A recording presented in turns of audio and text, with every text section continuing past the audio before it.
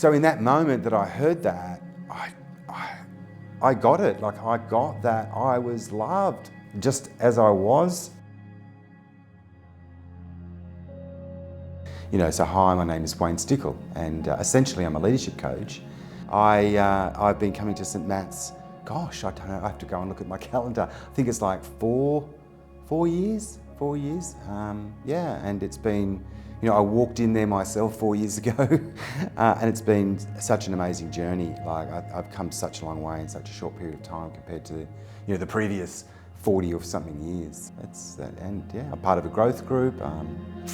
And I've done the Alpha course and Christianity Explained, so I kind of took it on like most things to just find out more, to be open to discovering what was there, and that's been like a gold mine.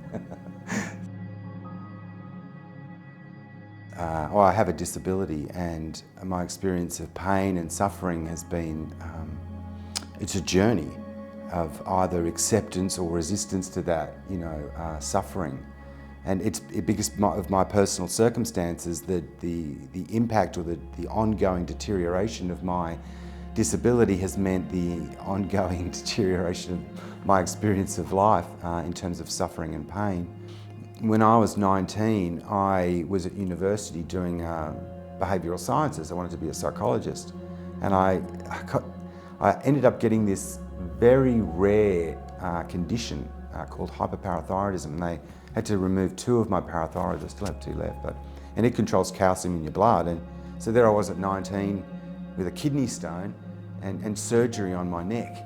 So I dropped out of uni, and I remember very clearly. I still remember very clearly standing in my parents' house in the rumpus room that was there, and being really frustrated with my circumstances as a young man, at 19, thinking, well, what? If there was a God, he clearly was not on my side. He was not on my side. He was punishing me. That was the perspective I took. And I was very angry about that. And I remember looking up at him and shaking my fist. He did not care about me, and so it was going to be up to me to live a life that was going to work for me. And then, by the time I was 42, it had worked. My plan to not listen to God had worked. I had achieved everything that you could possibly want. I had a house, a wife, 3 children, a boat, 2 cars, a dog. My job, I was a high-profile senior manager in a large corporate, making excellent money, literally not doing very much work. It was a joke.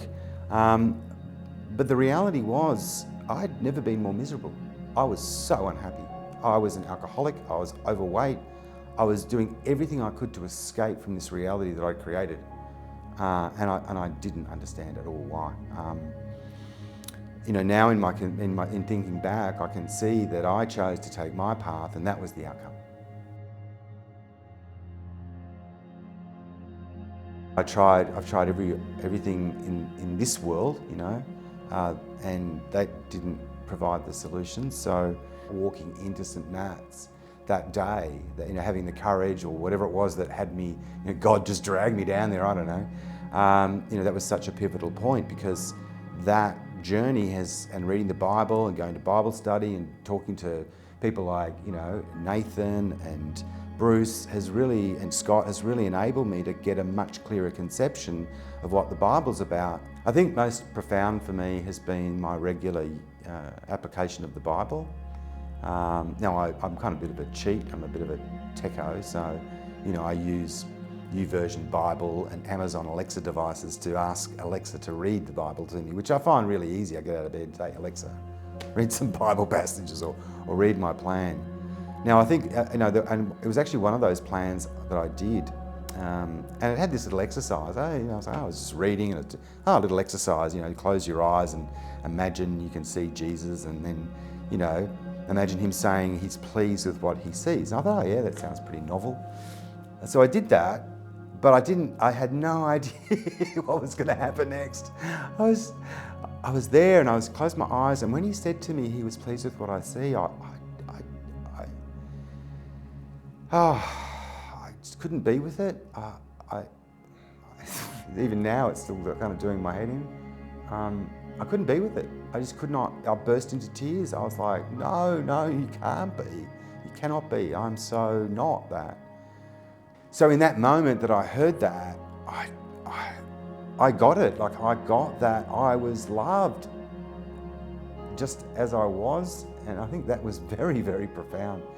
You know, ever since then, you know, that's probably a couple of years ago now, and I've just continued on that journey, and my pain has gotten worse.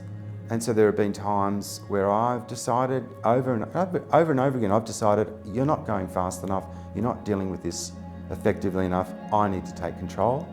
And whenever that happens, things always go downhill. You think I'd learn, right? But I guess, you know, human arrogance. Every time I go back to him, he always, like he promised, he always has exactly the right words to say to me, and it's always in the right time. It's literally like I'm so grateful that there's a God that loves me and sits there watching me 24/7. You know, like he promises that if we follow his word, and then, you know, we can be with anything in life. The most difficult circumstances, I believe, we can be with anything, because you can have hope regardless of whatever you're dealing with. And hope is in those moments enough. And that's from personal experience. It's enough. It's enough to get you through, and that's something I can't explain.